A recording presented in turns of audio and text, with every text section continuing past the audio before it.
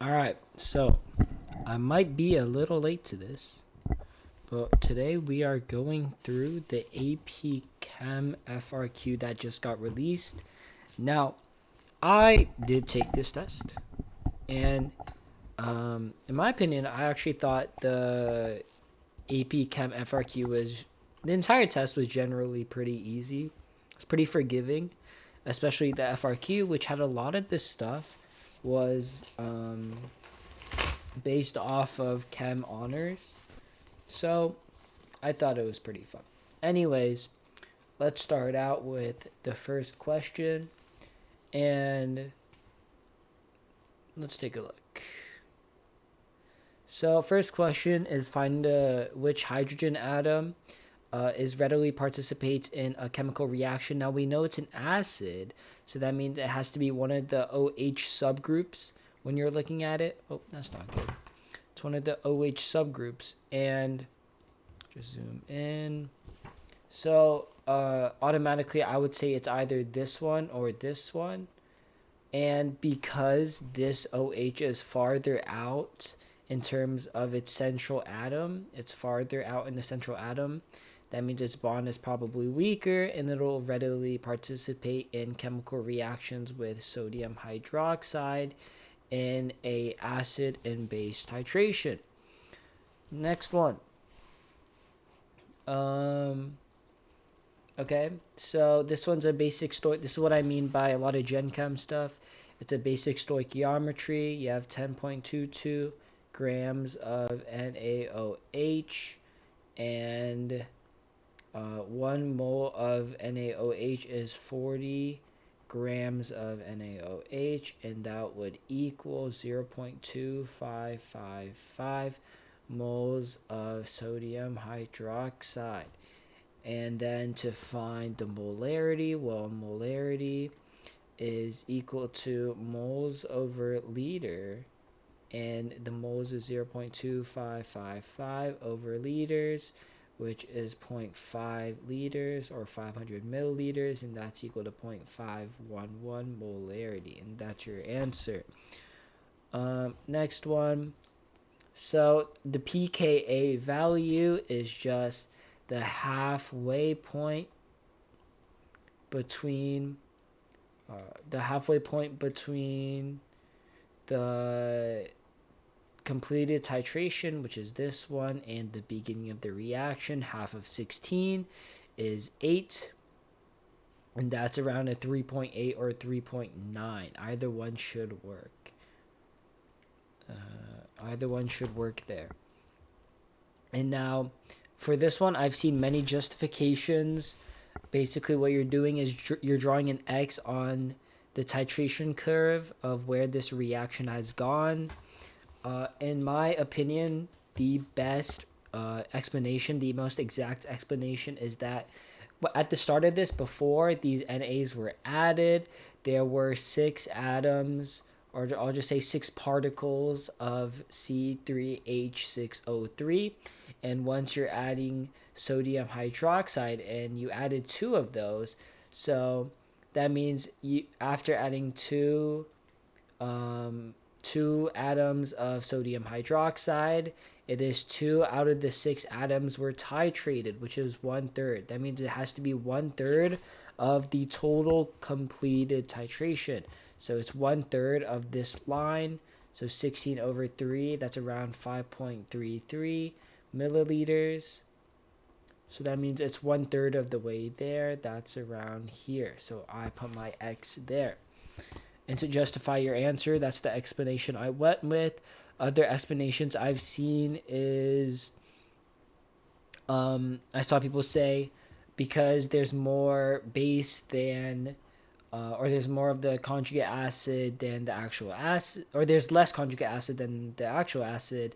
It has to be before the halfway point, because the halfway point is when the same amount of conjugate acid and conjugate, or conjugate acid and acid and conjugate base exist. But that doesn't give you an exact number, which is why I think the method of doing 2 out of the 6, or 1/3 of the entire titration is completed, is the best method, because it gives you an exact number of where it should be. Okay. So let's take a look. Let me add the next one here. Let's take a look. I'll just keep adding each one in as we go. So taking it off the website. Okay. Next one.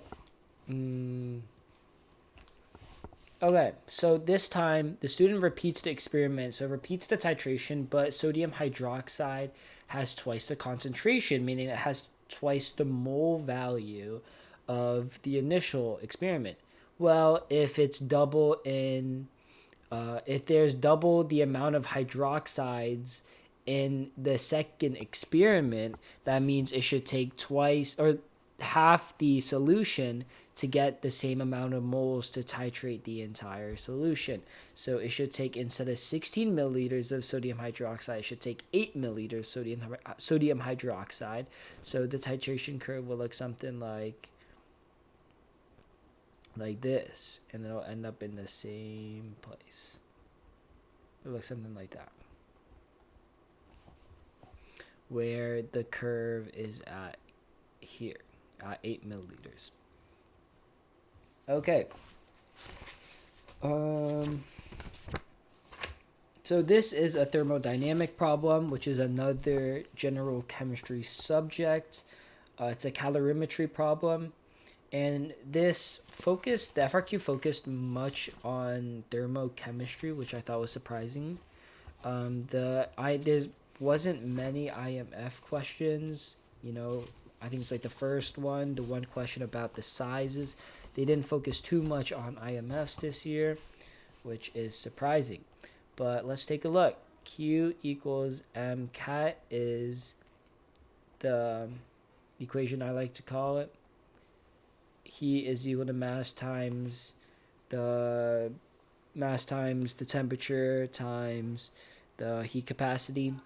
And to find the quantity of heat in the reaction, what we're going to do is Q is equal to the mass, which is, if they're given, it's 1 gram per milliliter of solution. If there's 100 and 100, there's 200 milliliters of solution. That means there's 200 grams. So 200 grams times the change in temperature, which is 23.2 minus 20, times 4.2, just given here, and that would be equal to 2,688 joules, or just rounded to 2,700 joules.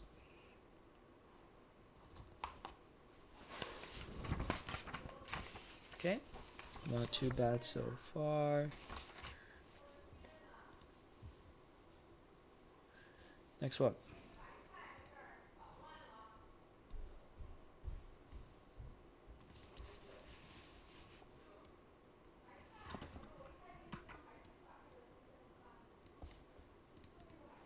So we're trying to find the molar enthalpy of reaction, which is basically the amount of energy needed or released during the reaction.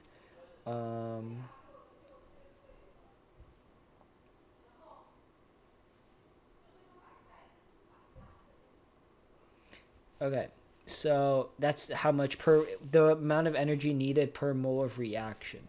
So this 268 joules tells us that we need, or we release, because energy is released into the system, we released 2,688 joules per, well, we don't know how many moles is produced, but they're given that 100 milliliters of 0.5 molarity and 100 milliliters of 0.5 molarity of sodium hydroxide. So let's just look. It's given by, molarity is given by moles over liters is equal to molarity, and the molarity was 0.5 equals mole over 0.1. That means there was 0.05 moles of reactants that produced this 2,688 joules. So mole per reaction is just this 2,688 divided by 0.05. So energy per one reaction is equal to 53,760, which is 53.76 kilojoules per mole reaction. And it's negative because it is exothermic. It is releasing 54,000 kilojoules per mole. So on my answer sheet, I wrote 53 negative 53.76, and then I specified under that as 53.76 kilojoules per mole released is what I wrote. I wrote both. And a big thing I like about AP Chem is they don't actually care about significant figures. So, yeah, I never write mine in significant figures, but to each their own. Next one. The student claims that if he is lost from the calorimetry or calorimeter to the surrounding air during the reaction, then the experimental value of the molar enthalpy of the reaction will be smaller in magnitude than the actual value. Do you agree or disagree with the student's claim? Justify your answer. So, I might be a little tired today. I just took my AP US History exam, so a little tired from that, but it's fine. So I wrote that I agree with the student, and I'll just obviously I wrote more, but I'm just gonna summarize it here. Basically, if he is lost, right? If we have a little system, heat is lost. That means that the temp change would decrease. Well, if the temperature change would decrease, that means your calculated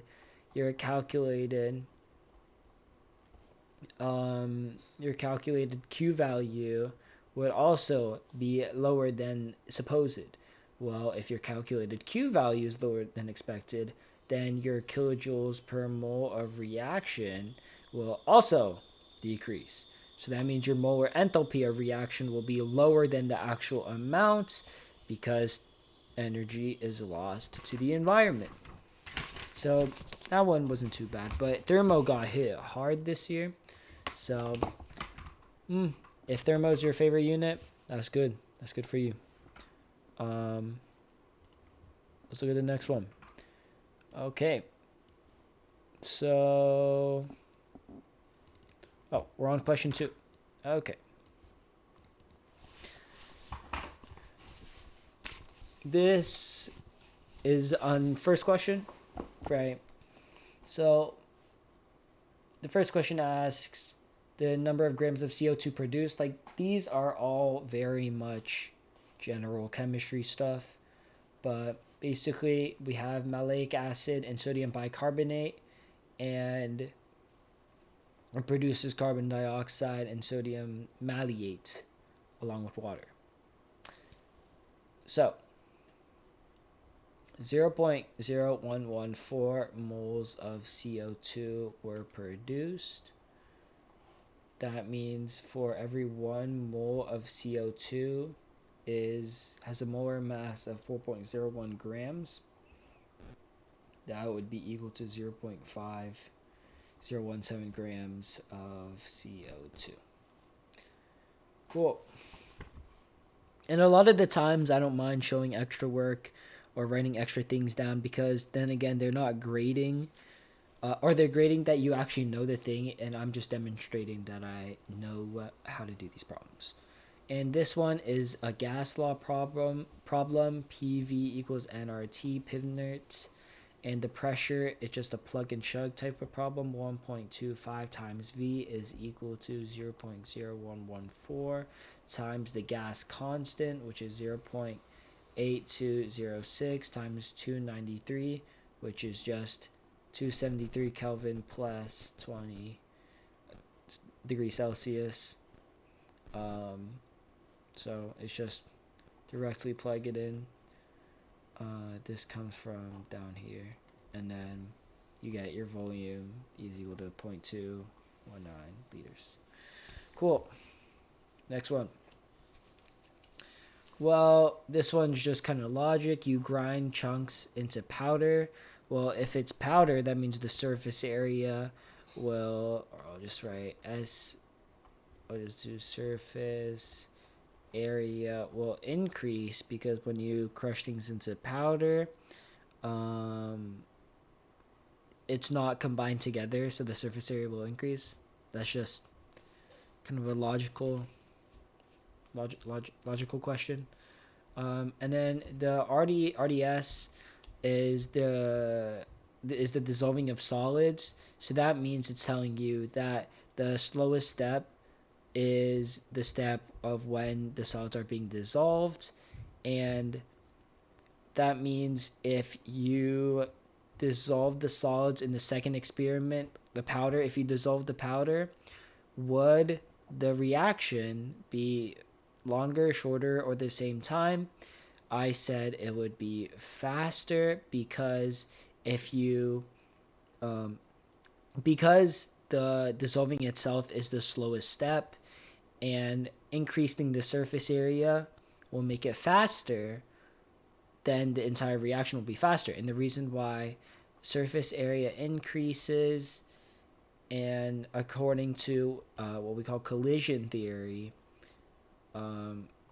increased surface area causes increased collisions, causes increased reactions, or increased reaction causes faster reaction time. So that's kind of the thought process I had there.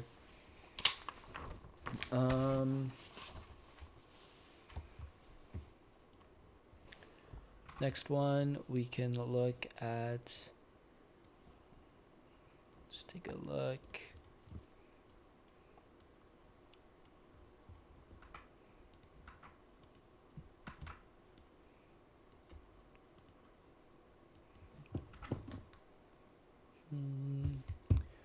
Okay. When the reaction is complete, will the volume of CO2 at the end of the second experiment be greater than, less than, or equal to? I said it would be equal to because, well, changing the reaction from like a block to a powder, it doesn't change the actual amount of reactants you have because the reactants are the same. The volume or the amount of CO2 produced is also the same. Amount of CO2 is the same because reactants stay the same.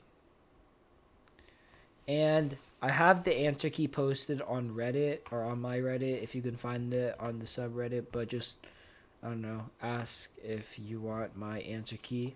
It's written in better handwriting and has all my work shown out. It might be beneficial for some other people. But this method, like, there's some stuff that I do on here that's a little different. Like this method here, I've never seen anyone explain that way. But then again, I also haven't looked around that much on other answers. Okay, so the Gen Chem way of writing it is that you stoic both of these out to find how much CO2 is produced for each one and see which one's smaller. You can do it that way. That's what I did on my FRQ, but I was also scared that they wouldn't take my other explanation on it, which my other explanation is the faster way, which is how I usually do these limiting reaction problems, is first I find the molar mass of H2C4H2O4, which is 116 grams, and then this one would be 84 grams. I would do a stoic for each of these to find how many moles there are. So this is 0.0132 moles, 1.251, 1 over 84 is equal to 0.0149 moles. And if we look back at the reaction formula itself, for every 1 mole of H2C4, H2O4, for every 1 mole of maleic acid, you need 2 moles of sodium bicarbonate. So that means for every 1 mole of this, I need 2 moles of this in order for for one reaction to complete. Well, look at these two numbers. If you want to use this much maleic acid, you need double of this for sodium bicarbonate, and clearly there's less than double than that. So naturally, I know that this sodium bicarbonate would run out before all of this is used. And the reason why they're so comparable is because they probably want to trick you with a 1-to-2 ratio. Some people might mess that up. So that's just an explanation on how I would do it personally. But I don't know if the AP readers will take it that way or if your teachers will take it that way. So I would just stoic it out every time just in case. But you honestly, like, when you're looking at it, you don't have to. So this is an AP Chem subject, entropy. And my first, whenever they ask me to explain, I always start with using particle level reasoning. That's just basically a fancy way of saying at the molecular level, why would entropy increase? Meaning the change in entropy is greater than 0. That means it'll increase. Well, entropy, what is entropy? It's just how random, or the randomness of a system. So naturally, gases would be more random than liquids because they will fly around, will be more liquids, or will be more random than solids because liquids kind of, at least they kind of roll around or whatever, or can splash around. Gases would literally fly around, bounce off the walls, and solid would just sit there. So in the reaction, when malic acid and sodium bicarbonate react, both of them are aqueous solutions, right? That means it's a solid being dissolved inside of a liquid, but what they will form is gas. So when they form, the formation of gas, because gases are more random, the formation of gases from aqueous solutions will cause it to increase in entropy. Increase in entropy so that the change of entropy is greater than 0. So that's my particle level reasoning there. Okay, we can continue on. In my opinion, the FRQ, I like the FRQ. Some of the MCQs were a little more difficult, but I liked the MCQs a lot more. Next one. Student claims that the reaction is thermodynamically favorable at all temperatures because change of S is, or the entropy of the reaction is greater than 0, and the reaction is endothermic. So, I don't know. I've seen people teach this by memorization, but I always derive it from the Free-Gibbs equation.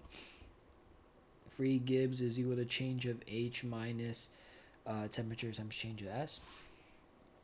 Okay, so the reaction is endothermic. That tells you that the heat enthalpy is greater than 0 because when it's endothermic, it's taking in energy in the reaction. That means the change of heat will be higher, be over 0. So thermodynamically favorable is when change of G is negative, or is below 0. Right? If this one is positive, it's greater than 0. In this one, change of S is also positive.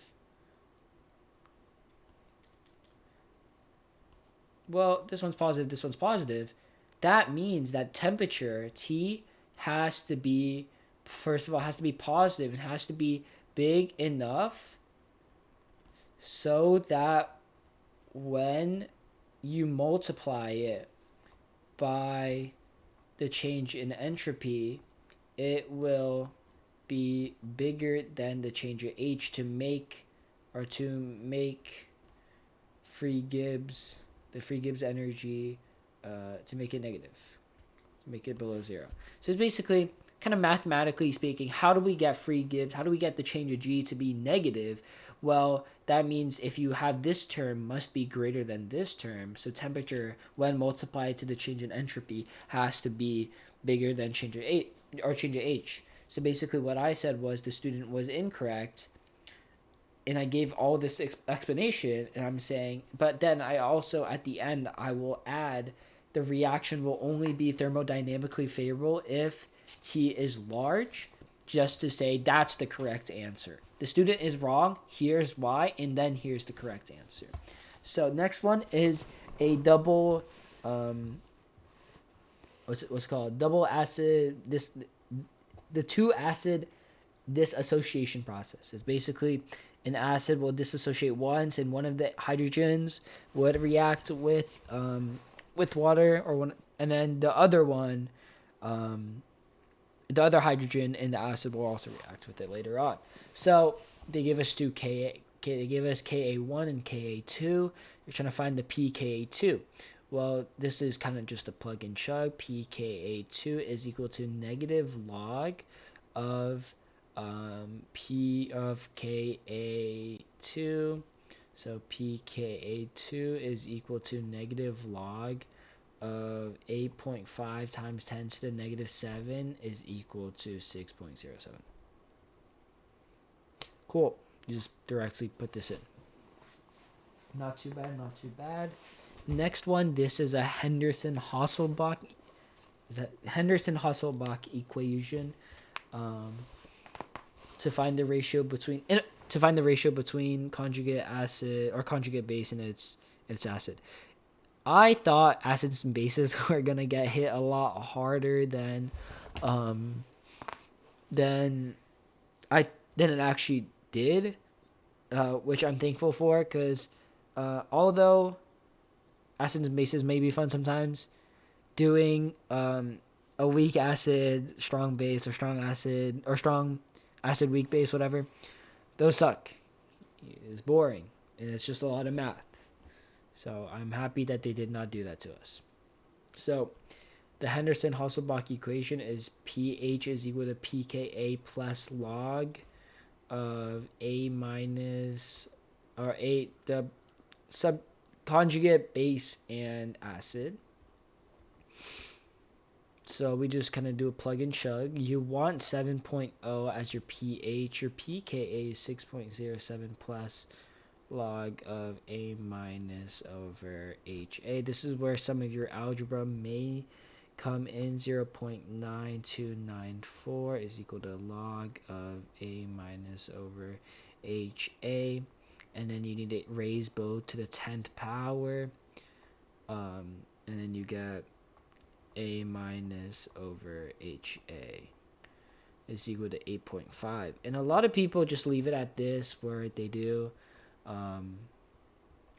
C4H2O4 2 minus over HC4H2O4 is equal to 8.5, but I also added a 19 over 2 because it says calculate the ratio. This is not a ratio, this is a ratio.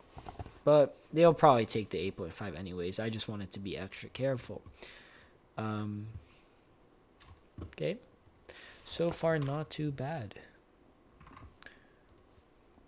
This one, this is a redox reaction, and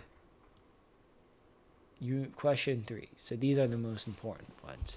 Well, this one, I mean, this is a simple redox. They thankfully didn't give us anything too hard. This is 0 because it's alone. This is 0 because it's alone. S is H is a +1. S is a -2.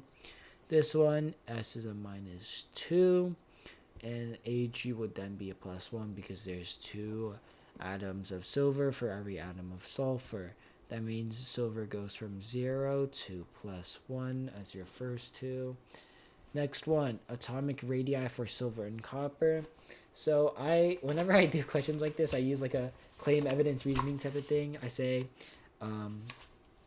this is a substitutional because, and then how I approach this problem, I defined what substitutional alloys was, and I defined what interstitial alloys were, and then I said it's substitutional because of this reason.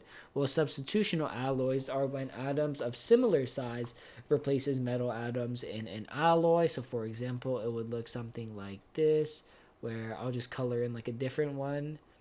They would have different they would have similar sizes, while interstitial is when atoms fill in gaps between metal atoms in the alloy. So it'll look something like this, where there'd be kind of things in its interstices, in between. And since because silver and copper at 165 and 145 p.m., because they are similar in size, it would be a substitutional because copper or silver would substitute in between or into one another's spots. This one was a little iffy. I understand how to explain it using atomic structure.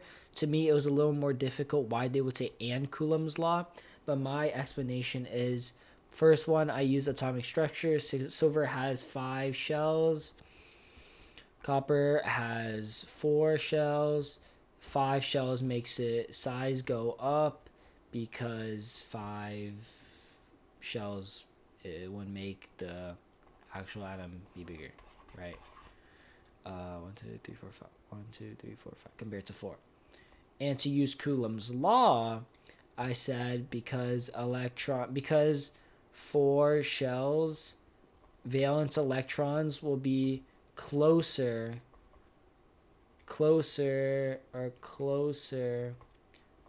to nucleus. And basically, if you didn't know, Coulomb's law is just it's given by the equation like Q1 Q2 over R squared or whatever. It's basically as charge increase, attraction increases, and as radius decreases, attraction increases. Well, as radius decreases, since copper has a smaller radius, it will attract the valence electrons more, and it'll suck it into the nucleus closer, making it smaller. You'll see that when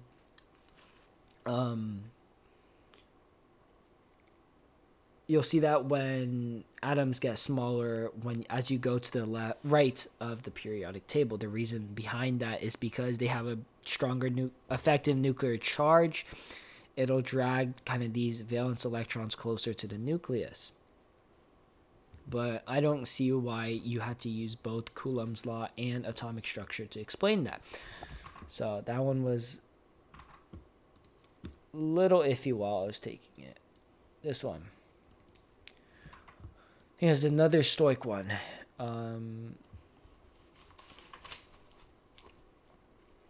Another general chemistry question. Well, they give you basically this silver and sulfide on sterling silver can only be removed or can be removed until only sterling silver remains. And basically before removing it, it's 409 grams. After removing it, it's 398.94 grams. So to find how much was removed, you subtract the two, and that's 10.27 grams of Ag2S removed, because you're assuming that only that was removed. And then you can just do a Stoic. 247.8 grams is 1 mole of Ag2S, and then for every 1 mole of Ag2S, because there's a 2 here, there's 2 moles of silver produced. That answer would be 0.0829 moles of Ag produced are removed in this reaction. Okay. So they are giving you half reactions, and they're asking you for the balanced net ionic equation for rhodium. And this one is just, first we want to find, because it's the deposition of solid rhodium. That means your RH has to be in the products. Well, in order for these electrons to cancel out, you need to flip this reaction. So if you flip this reaction, it'll be O2. Oh,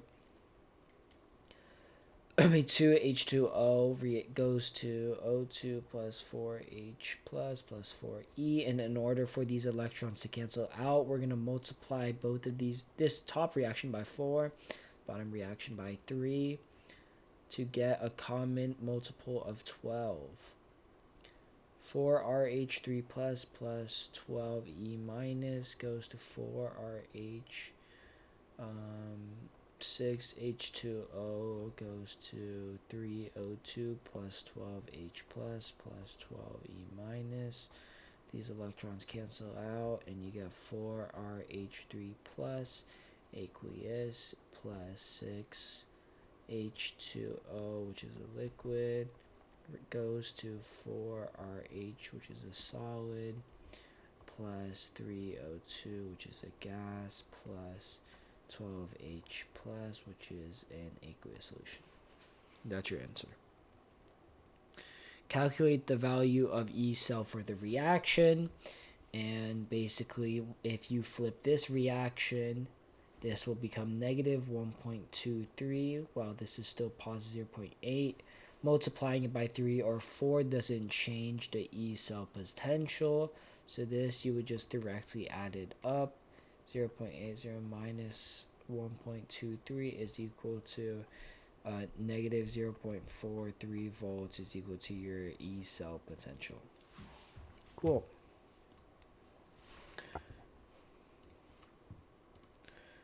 And then let's move on to the next page.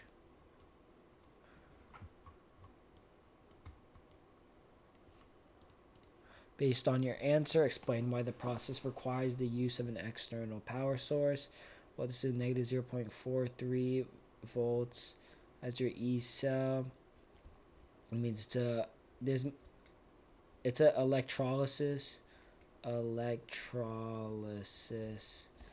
reaction is the way I explained it on the AP exam, but I've also you can also explain it that the free Gibbs,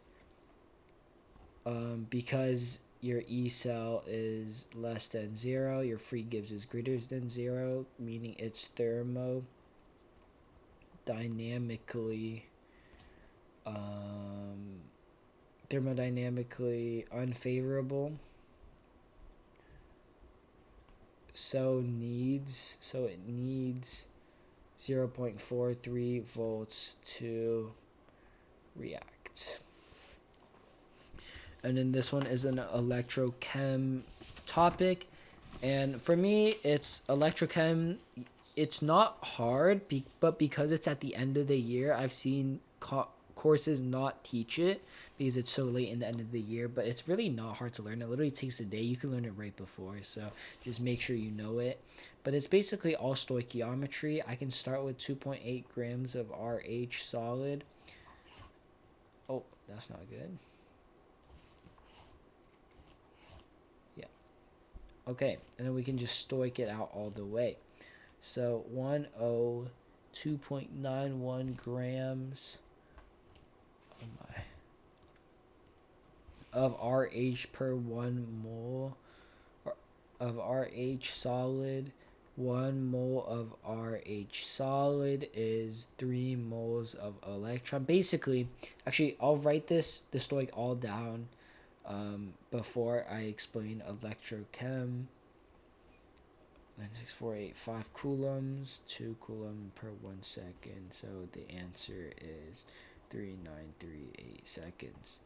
Okay, so basically what's going on, we're going to start with the 2.8 grams of rhodium. You're going to convert it into the number of moles of rhodium per reaction, which is divided by 102.91, which is the molar mass. And then because you're not looking, okay, so coulomb, coulombs is a unit, and it's basically saying for every 1 mole of electron transferred, it needs 900 96,485 coulombs. So for this one, you need to find how many moles of electrons are transferred per 1 mole of rhodium or rhodium. And so if we look back at the half reaction, for every 1 mole of rhodium, it's 3 moles of electrons. So for every 1 mole of rhodium, solid rhodium, you need 3 moles of electrons transferred. And then 1 mole of electrons transferred is 96,485 coulombs. And then your current is for every 2 coulombs, it takes 1 second. So that's how you get this 3,938 seconds. It's just a lot of stoichiometry, a lot of canceling out units, a lot of math, but it's not difficult in its process. So my favorite, I'm so happy that they gave us a happy sig fig. They gave us an amazing sig fig question. It's so easy. I actually didn't even notice it was a sig fig question until I thought, I was like, they didn't ask us anything about sig figs. Oh wait, they did, and it comes in this thermometer question. So basically, when you're measuring something, it's like the same thing on a ruler. You measure it to one more space that you can't see, that doesn't have the little ledger lines, the little lines. And this one, the closest it goes, this is 38 degrees. So, or sorry, not that. This is 38 degrees. And so this would be 38.5 degrees because it's halfway there. Not 50, not 38, 38.5 degrees Celsius. Okay, so this is before the reaction when it was 25 degrees. This one is after when it's 38.5. Well, temperature is just the average kinetic energy in the system. So because this is higher, that means the velocities of each of these would be higher. So basically all I did was I just drew bigger arrows for each of them to show that they were traveling faster with higher kinetic energy once the reaction was complete. Page was very nice to me. I like that one. Next one.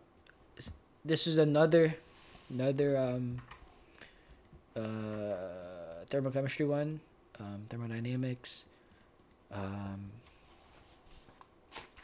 think pretty much the same thing. We're going to use Q equals M cat again. And 2,940 was transferred. So that means negative 2,940. I've seen people not understand that it's negative. It's negative because the metal is transferring energy to the water, and because we're using the metal's mass, the metal's change in temperature, and we're trying to find the metal's specific heat. The metal is losing energy here. So that's why it's negative. The metal is losing energy. Well, sorry, you gotta scroll all the way back. Basically, I'm using this table. I'm getting my information off of this table.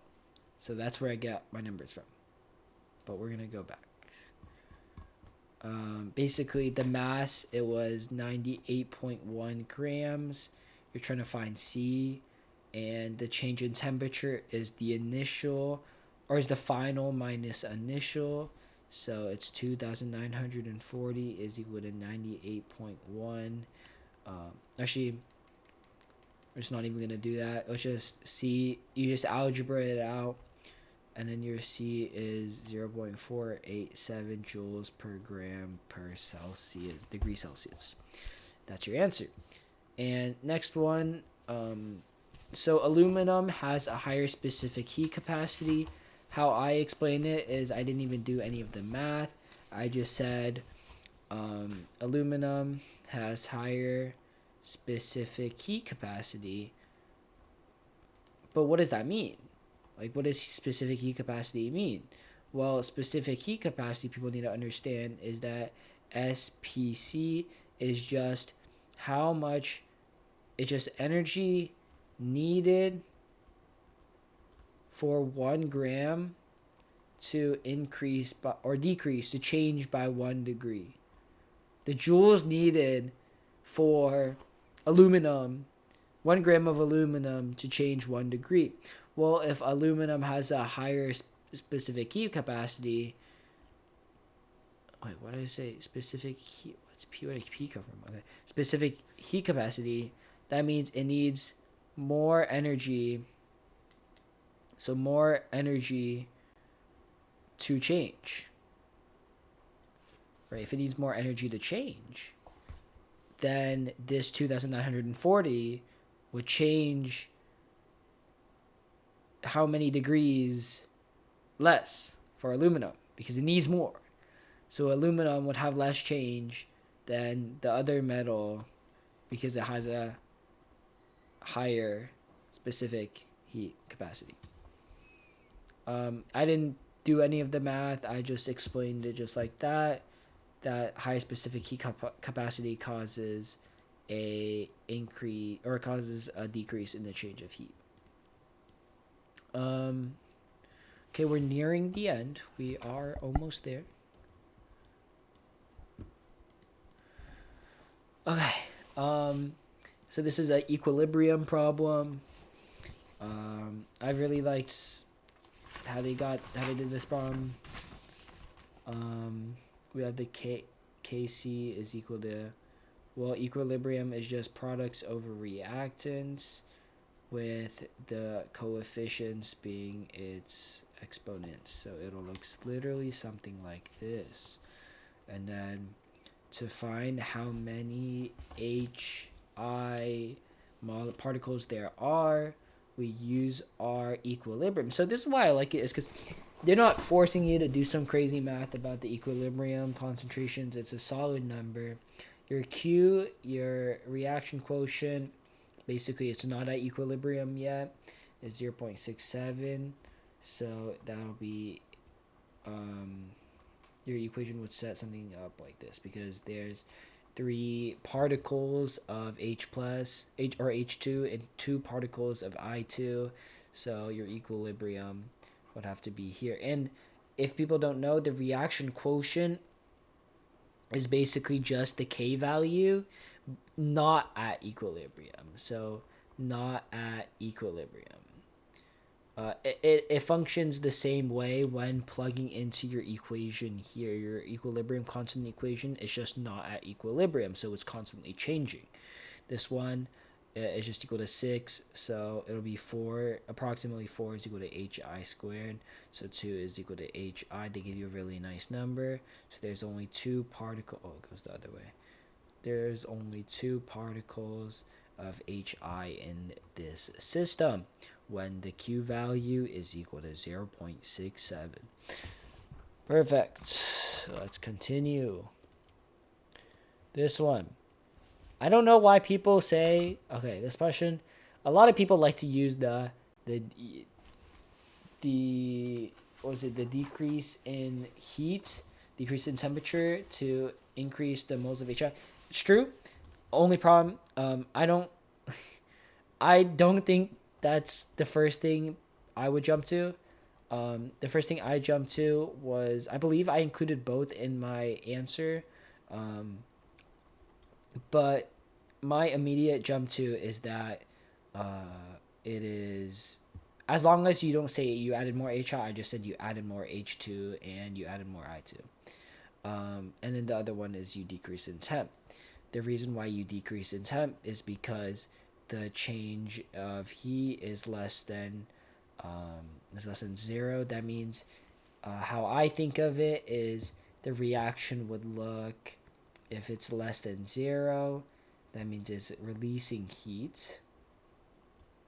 So heat is one of the products. So as you decrease heat, according to Le Chatelier's effect, or whatever, according to Le Chatelier's effect, as you decrease this, the reaction will shift to right, causing there to be a jump in HI moles. Or the common ion effect is when you add H2s and HIs, it'll shift your reaction this way. Is it the common ion effect? I believe so. It'll shift your reaction this way. After equilibrium is established, the mixture is transferred to a larger container at constant temperature. Well, it remains the same, because although, yes, Let me just write the reaction down again. Right, although yes, a decrease in an increase in volume is equal to a decrease in pressure, and that means it'll shift to side with greater amounts of gas atoms, because there's 1 mole, 2 mole. Oh, is it? Sorry, it's 2 HI. My bad. It's sorry, this is not clear. It's H2 plus I2, which is two atoms. This is also 2 atoms. It would stay the same because both sides have the same amount or same number of gas atoms. Okay. Getting a little tired. Whew.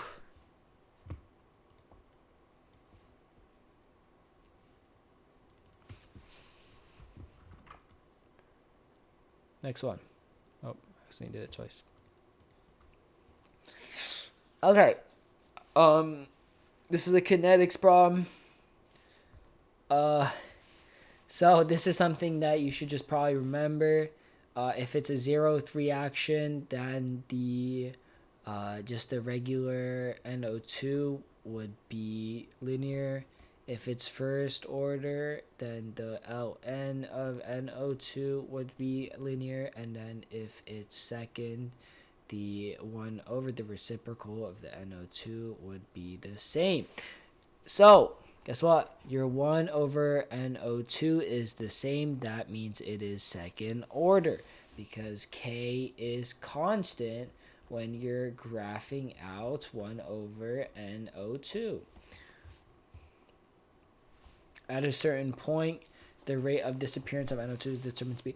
They were really giving on these questions. I think most of them were pretty elementary in a lot of these questions that they ask. Well, sorry, I'm just copying down the equation that they give. The rate of disappearance for this is 6.52 times 10 to the negative 7. Trying to find the rate of appearance of O2. Well, if you think about it, if you need 2 moles of NO2 to produce 1 mole of O2, that means the rate of appearance will be half the rate of disappearance because it's a 2-to-1 ratio. That means if you need 2 of these and that only produces 1 of these, you just divide this directly by 2. And let's see what you get. You divide it by 2, you get 3.26 times 10 to the negative 7 molarity per second rates of appearance.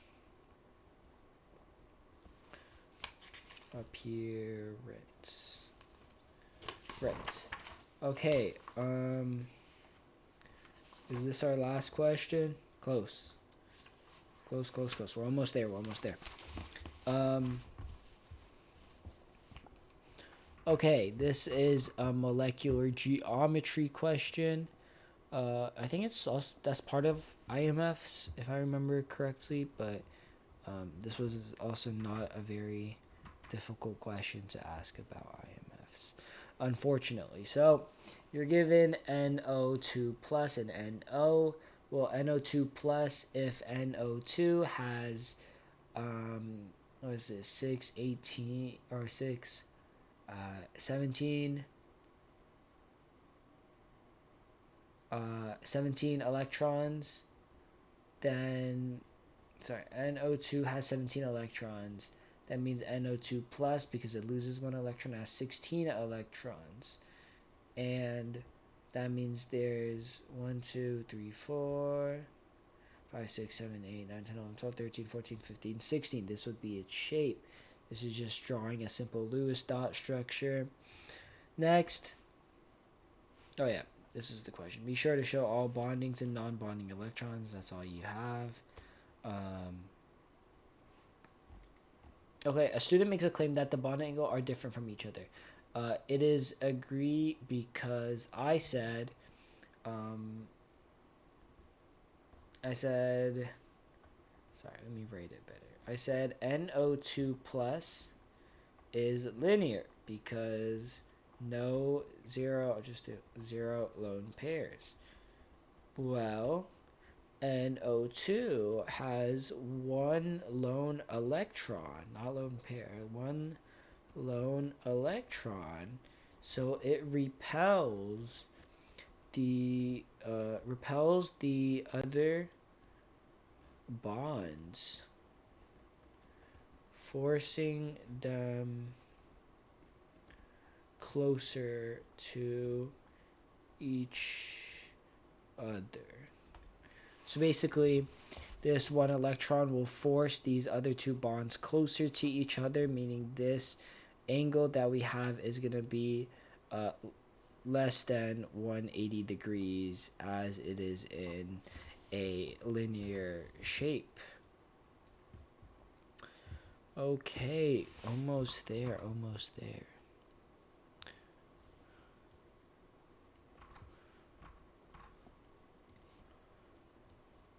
Chromatography experiment. This was the question that threw a lot of people off. Not this one, sorry, not this A, but the next couple, next two, where I saw it threw a lot of people off. But let's see if I can explain this my way. Well, molarity is equal to moles over liters, and that's 0.34 is equal to moles over 1.1 liter. So moles is 0.034. So 0.034 moles, and 1 mole is 58.44 grams, so that's equal to 1.99 grams of sodium chloride. This simple stoichiometry, once again, this is, they always have a question on this, but this is where people get mixed up a lot. But just by my understanding of lab procedures, when you're trying to dilute something, you always first just add enough water in order to dissolve the solid sodium chloride, and then you fill it to the 100 milliliter of whatever you want, or how much you actually want. The reason for that is because if you just add all the water right away, it's harder for these particles inside to dissolve, and it's harder for you to dissolve it inside the volumetric flask, because if it's filled up all the way, how are you going to mix it up, right? It might spill, it might whatever. So people usually just always dissolve it first in some water. So what I did was you pour, well, I'm not going to write the entire thing out, but you pour in sodium chloride in volumetric flask. Then you add add just enough water to dissolve it. And let me go through some of these, because some people may say, like, why don't you use beakers? Well, you see how there's like a 0.0? That means it's more accurate. There's more sig figs to it. Beakers are always, like, people don't use beakers when they're doing a reaction or when they're doing an experiment. They use beakers when they're trying to store certain materials. Like if you're trying to store acid, trying to store whatever, you use a beaker to store it, and then when you want to do the experiment or you want to dilute something, you take it out of the beaker. So you're never going to use the beaker. You need this graduated cylinder. Well, I mean, you need 100 milliliters. 50 milliliters is not going to cut it, right? Pipette. I saw some answer online that was like, use pipette to fill it up all the way. There's no reason to. Just pour it to the 100 milliliter line. That's how normal people dissolve it. But they might still give the point based off that. Who knows? But they literally scaffold you. They give you step 1.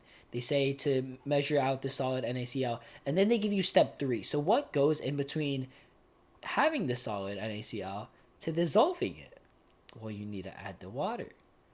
And it says swirl the mixture. So you don't want to add it all the way. Right? Now, number 4 would be fill it to 100 milliliters to the line. Right? Until the meniscus, until the meniscus reaches the line. But they'll probably give it to They'll probably give it to just fill it to the 100 milliliter. And um, number 5 says the stopper, like add the stopper to it, and then invert the mixture several times to ensure the mix is homogeneous. That means you're making sure that your initial dissolved mixture mixes in with the rest of the water equally. So that's another hint to say maybe you shouldn't add all the water all the way. That's just a hint to get you there. But a lot of people had confusion on that problem. But that's just the main takeaway is like the beakers are always used to store stuff. You don't need it, and volumetric flask is the most common thing you'll probably use when doing a reaction. So, yeah. This question, I'm gonna be honest. I still don't know what the correct I'm pretty sure I have the correct answer, but when you're looking, it's such a situational question because when you're truly doing a chromatography, this line will stop somewhere. And it's saying like, what if here it hasn't stopped yet? They're traveling at the reason why it's a part. Okay. I'm not going to explain too much, but if you look at actual chromatographies, in some situations, they'll still be at the same distance. But I think the reasoning why they want to give is, here's what. The solvent front, because both are attracted to this solvent, because both are traveling, the thing is, the compound Y will be more attracted to this solvent front because because the IMFs are probably this similar, but basically because this is more attracted, it will travel faster. So compound Y will have a faster velocity than compound X. Well, if it has a faster velocity, if only travels 50 mins, it'll have less time to travel faster. So both of these will be like closer along here, and they'll be closer together because compound Y can't, it has less time to gap compound X. So that's what I said, which I'm pretty sure is correct, but we'll see. So when I took this test, right, from the answers I got, I'm pretty sure every single one was correct, except for like the chromatography one. I hope that one's correct, but I've seen different answers online. I wasn't even sure. But out of my rating on this exam, I'm going to be honest, they were nice to me. A lot of these I was pretty confident in because they weren't so specific. I'll just go through each, if the answer is all you wanted, you can click out. I'm not going to explain anything else, but I'm just going to give my personal takes on this exam. I'm going to go through each question, kind of give my personal thoughts. This number 1, I thought was actually, it's a pretty good question if you don't understand. This is why I advocate for learning chemistry based on true understanding rather than memorization, because a lot of these questions, I went into this test, I barely studied. I'm going to be so honest. I did little to no studying. The only studying I did was obviously for bond memorization. You have to memorize it. Some of the other stuff you kind of got to memorize. Or you just put it into your calculator, which is also what I did just in case. But because they don't clear your calculator, so you can just put equations, put information into your calculator, whatever. But to be applying, you need to learn chemistry based off understanding to apply it to certain questions, and that's why memorization is not the way to learn it, because looking at number A or number 1, letter A, you might not necessarily understand it because you just memorized everything. To me, even if I was looking at this and I didn't know that it was a titration, I didn't know it had to be one of the hydroxide subgroups, which that's not what I thought of when I did this test. The hydrogen is the farthest away from the central atom, so it has to be kind of the weakest linked to everything, to the entire to the entire molecule, it has to be the weakest link. So it'll probably be taken out first because it's the weakest. Letter B, yeah, it's just a stoic thing, just common Gen Chem. Number C is just you kind of got to know what the pKa is. That's just like an information thing, but like I don't think it's not hard to remember that, right? That just kind of floats around. And then this one I think is also like more of a you understand the question. Same with this one, you understand how titration works. Titration is literally just you use up all the acid, like you literally use up all the acid, and if you have acid, you're adding base to it. That means you're literally taking out you're going until all the hydrogens are used, and that's where this is. So if you have double the moles of hydroxide, you have more hydroxide. You have double the hydroxide to take up all the hydrogens, so it'll be half the time or half the volume. And then this is also just a Gen Chem calorimetry problem, which in my opinion, a lot of these mathematical things are my strong suit. So that's kind of another reason why I had more fun with this one, because a lot of it was math. So this part I do understand very well, in my opinion. Same with molar enthalpy, is understanding what molar enthalpy is. It's just how much per reaction. So that's why you need to divide it by 0.05. Same with this one. It's like, if it's taken out, just think about it. What would happen? Well, the heat would go down and the kilojoules per mole reaction would go down. This one is also just another Gen Chem, Pivnert. This one is just like, I is just, wow, like, I don't know. It's pretty obvious what would happen. This one is knowing collision theory, which in fact, like, I don't even think you need to know the name collision theory. You just need to know that it's kind of more of an intuition thing. If there's more surface area, there's more area for other atoms to bounce off of, for it to collide. That's what collision theory is. More collisions causes higher reactions, and that causes faster reaction time, because more reactions are going to happen when they collide more. CO2 is the same because reactants stay the same. I don't think that's hard. This one is just a limiting reaction. It should be also taught in Gen Chem. Entropy, this one is just based on knowing what entropy is and how that's affected by phases, which is also just kind of an intuition thing.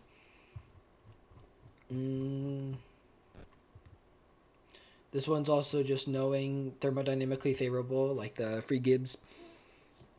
This one is just acids and bases, which is more of like a plug and chug type of unit. You don't really need to understand how everything works with stuff like this.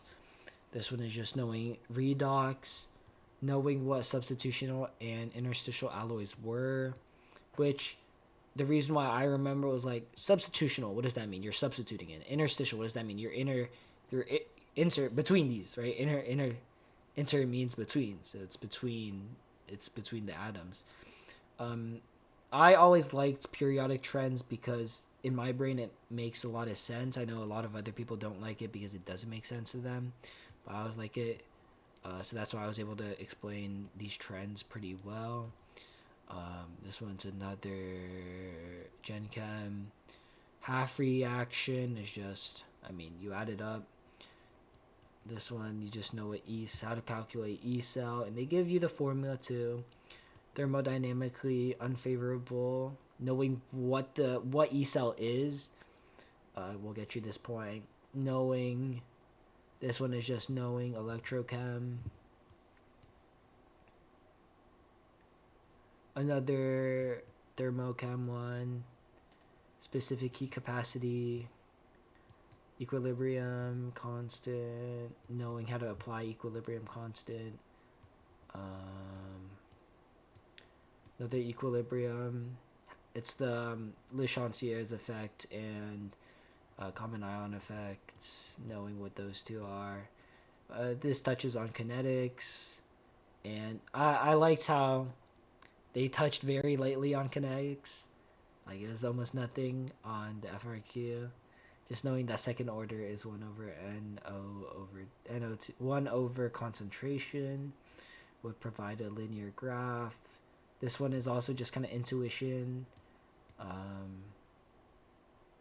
This one is also pretty, knowing the geometric structures is also just makes more sense to me because this electron repels the other two electrons, so that makes sense. Another Gen Chem one. This one is just, it's like a mix of experience and also just knowing what each of these things do. And then this one was also just a straight up intuition for me, is because compound Y is more attracted to the solvent front because it's above it.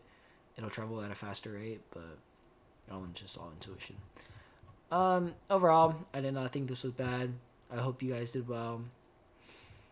It's kind of weird that you guys are listening this far in, but thank you for watching. See you next time. Bye.